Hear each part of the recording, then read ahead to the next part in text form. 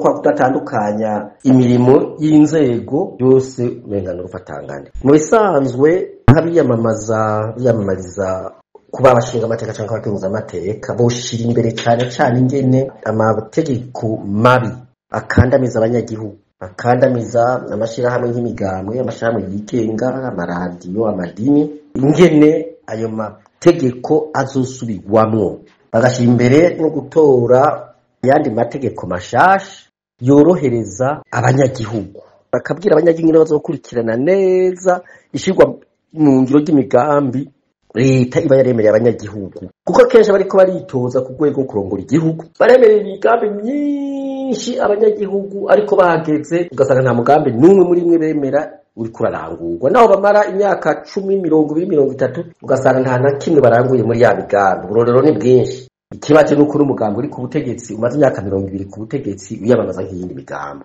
Abariko baritoza ku rwego wa komine bategerezwa kumenya komine ariyo shingiro ry'iterambere, bakiyemaza bavuga ati tuzokora ibishoboka byose kugira ngo komine yacu itere imbere uku.